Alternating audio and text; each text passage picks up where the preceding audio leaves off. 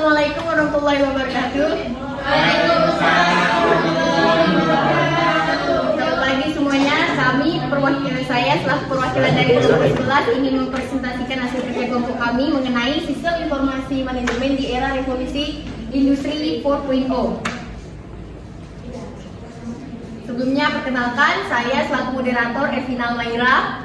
Saya Peggy Febriana. Saya Devran Sultan Akbar. Saya Marsa Septiami dan Tegar Suri Akbar serta Risa Ramadianti. Oke, selanjutnya akan dibacakan oleh rekan saya. Konsep dasar SIM sebagai penunjang pelaksanaan manajemen. Sistem informasi manajemen atau manajemen information system adalah suatu proses atau sistem informasi manajemen yang dimaksudkan untuk mendukung pelaksanaan manajemen yang melibatkan organisasi dan orang-orang yang menanganinya.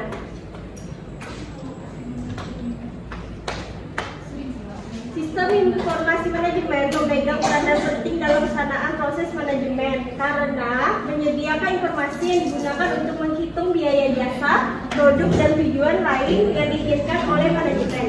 Memberikan informasi untuk perencanaan, pengelolaan, evaluasi, dan perbaikan berkelanjutan. Penerapan SIM dalam berbagai bidang. Yang pertama ada sektor bisnis, yaitu Enterprise Resource Planning atau ERP adalah sistem yang mengintegrasikan berbagai fungsi bisnis seperti keuangan, manufaktur, dan penjualan. Yang kedua supply chain manajemen atau SCM, yaitu sistem yang mengelola aliran barang, informasi, dan dana dari pemasok ke pelanggan. Yang ketiga manajemen hubungan pelanggaran atau CRM, yaitu sistem yang digunakan untuk mengolah hubungan dengan pelanggan.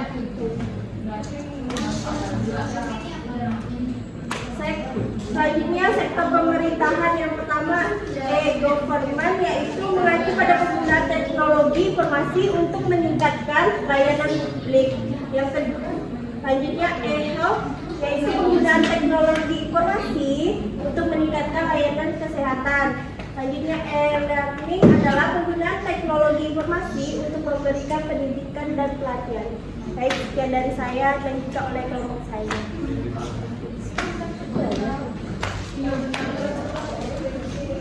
Baik, selanjutnya penerapan SIM dalam berbagai bidang pada sektor pendidikan. Nah, pertama sistem manajemen pembelajaran, sistem untuk mengendalikan pembelajaran. Nah, yang kedua sistem pengelola data siswa, membantu sekolah mengelola data siswa dengan lebih efisien dan efektif. Selanjutnya ada sistem informasi fakultas, sistem pengelolaan data pengajar. Next. Selanjutnya pada sektor kesehatan.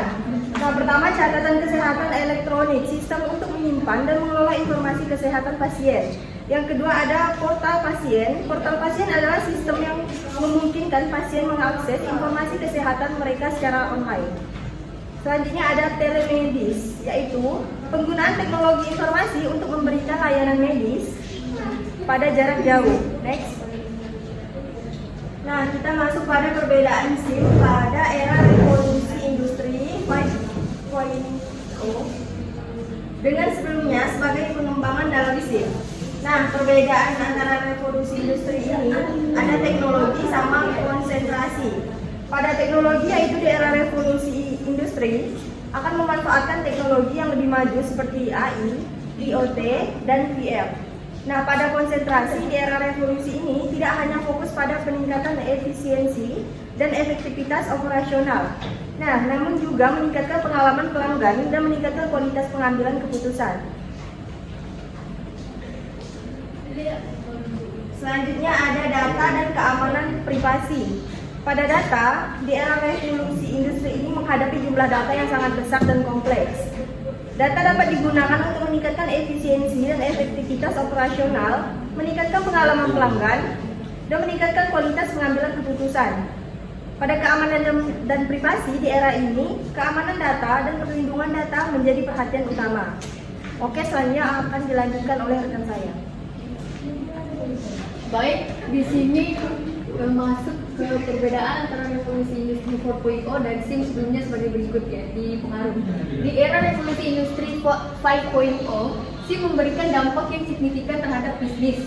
SIM membantu perusahaan meningkatkan efisiensi dan produktivitas dan operasional, meningkatkan pengalaman pelanggan, meningkatkan kualitas pengambilan keputusan, dan meningkatkan daya saing. Berikut perkembangan sistem informasi khususnya SIM di era revolusi industri 5.0, yakni ada berinvestasi dalam teknologi mutakhir, menerapkan keamanan dan perlindungan data yang ketat, pengembangan sumber daya manusia, dan mengembangkan SIM yang lebih mudah beradaptasi dan fleksibel. Next.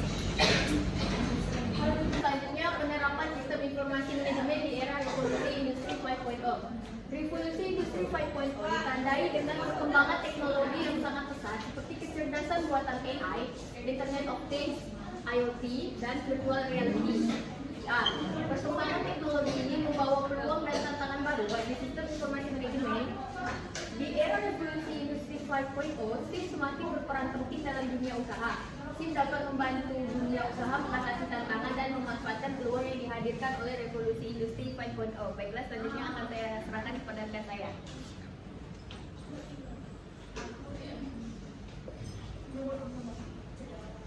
Selanjutnya ada pemanfaatan teknologi canggih. Yang pertama ada pemanfaatan AI. Kecerdasan buatan atau AI adalah cabang ilmu komputer yang berhubungan dengan penciptaan agen cerdas. Agen yang dapat berpikir dan bertindak seperti manusia. AI berpotensi mengubah banyak aspek kehidupan, termasuk sistem informasi manajemen. AI dapat meningkatkan efisiensi, efektivitas, dan produktivitas SIM. AI dapat digunakan untuk melakukan tugas-tugas yang biasanya dilakukan oleh manusia, seperti pemrosesan data, analisis data, dan pengambilan keputusan. Pemanfaatan AI. Berikut contoh penggunaan AI dengan SIM. Yang pertama ada memproses informasi, kedua ada analisis data, pembelajaran mesin, dan pemrosesan bahasa alami. Terus ada pengambilan keputusan, rumit, keterampilan dan pengetahuan, serta keamanan data dan perlindungan data. Terus yang kedua ada pemanfaatan teknologi. Di era revolusi industri 5.0, SIM semakin berperan penting dalam dunia usaha. SIM dapat membantu dunia usaha mengatasi tantangan dan memanfaatkan peluang yang dihadirkan oleh revolusi industri 5.0. AI dapat meningkatkan efisiensi, efektivitas, dan produktivitas SIM. AI dapat digunakan untuk melakukan tugas-tugas yang biasanya dilakukan oleh manusia seperti pemrosesan data, analisis data, dan pengambilan keputusan. Selanjutnya akan dilanjutkan oleh rekan saya. Selanjutnya ada pemanfaatan LOT. Di bawah ini adalah contoh penggunaan kita dengan SIM, yaitu pertama memproses informasi, kedua analisis data, ketiga pembelajaran mesin, keempat pemrosesan bahasa alami, yang kelima pengambilan keputusan, dan yang terakhir ada otomatisasi. Nah, saat menggunakan AI di SIM ada beberapa tantangan yang harus diatasi. Pertama, memanfaatkan IoT untuk sistem informasi manajemen. Internet of Things adalah teknologi yang memungkinkan objek di dunia fisik terhubung ke internet dan bertukar data satu sama lain. IoT berpotensi mengubah banyak aspek kehidupan, termasuk sistem informasi manajemen. Nah, saat menggunakan AI di SIM, lalu yang kedua ada pemantauan dan pengendalian. IoT memungkinkan Anda memantau dan mengontrol proses bisnis secara real time. Yang ketiga ada otomatisasi. Nah, IoT dapat digunakan untuk mengotomatiskan tugas-tugas yang biasanya dilakukan oleh manusia. Selanjutnya ada analisis data. Nah, IoT memungkinkan mengumpulkan dan menganalisis data dari berbagai sumber. Selanjutnya personalisasikan layanan. IoT memungkinkan Anda mengumpulkan data tentang pelanggan Anda untuk analisis. Selanjutnya personalisasikan layanan. IoT dapat digunakan untuk meningkatkan keamanan organisasi. Selanjutnya akan dijelaskan oleh rekan saya. selanjutnya kita masuk pada pemanfaatan teknologi canggih pada pemanfaatan VR. Virtual reality atau VR adalah teknologi yang memungkinkan pengguna mendapatkan pengalaman yang imersif dan interaktif.